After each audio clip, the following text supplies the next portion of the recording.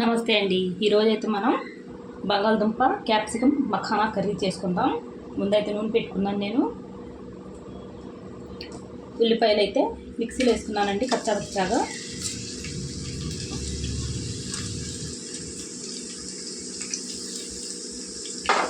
ఉల్లిపాయలు, బంగాళదుంపలండి సన్నగా తరుక్కున్నాను. ఇవి కూడా వేసేసుకుందాం.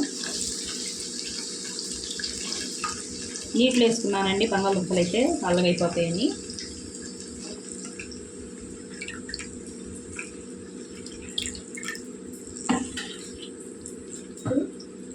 రుచికి తగినంత ఉప్పు వేసుకుందామండి.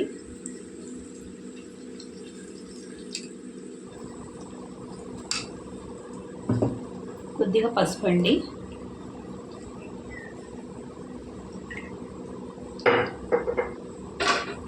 బాగా కలుపుకుందాం.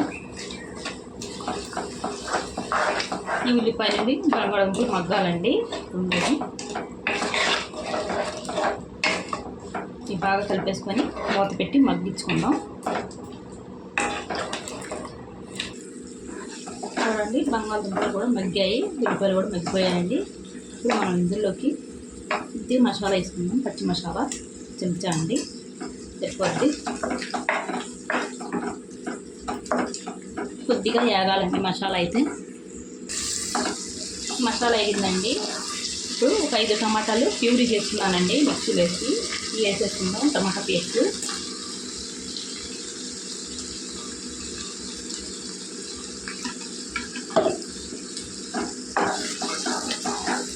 ఈ టమాటాలు కూడా వేగాలండి బాగాని. ఇందులోనే మనం క్యాప్సికమ్ కూడా వేసేసుకుందామండి. పెద్ద సైజు క్యాప్సికమ్ అండి. ఇది ఎన్ని తినగలిగితే అన్ని వేసుకోండి. నేనైతే ఒకటి వేసాను పెద్దది. ఒక 5 పచ్చిమిరపకాయలండి.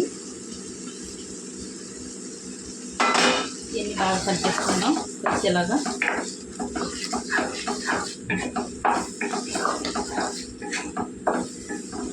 ఒక 5 నిమిషాలు మగ్గనిద్దామండి మూత పెట్టుకొని.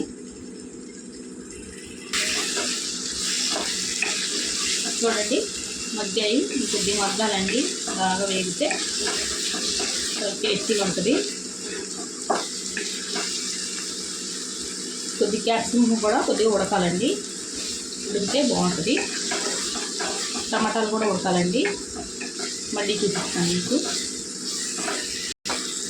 చూడండి బాగా ఉడికిపోయాయి కదా. ఇప్పుడు మనం ఇందులో కారం వేసుకుందాం. కారం అయితే ఎవరు తగ్గట్టు వేసుకోండి. ఎక్కువ తింటే ఎక్కువ, తక్కువ తింటే తక్కువ.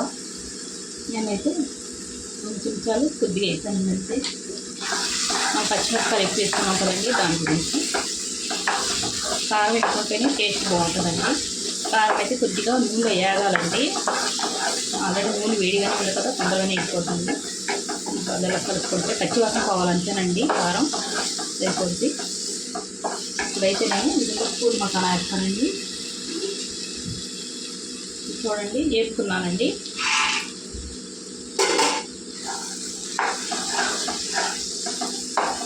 ఒక 60 గ్రాములు ఉంటాయండి పూల మసాలా అయితే.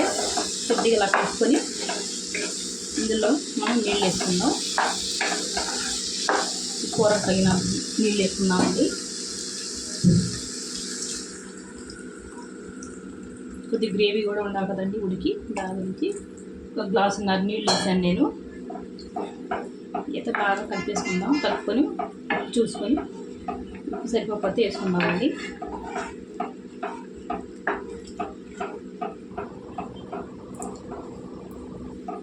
ఉప్పు అయితే కొద్దిగా తక్కువ ఉందండి, వేసుకుంటాను. ఉప్పు వేసుకొని మూత పెట్టి వండుకుందాం. చూడండి ఉడికింది. కొద్దిగా ఉడకాలండి. కొద్దిగా చిక్కబడితే మనకి గ్రేవీ అయ్యి సరిపోతాయి. మళ్ళీ చూద్దాం.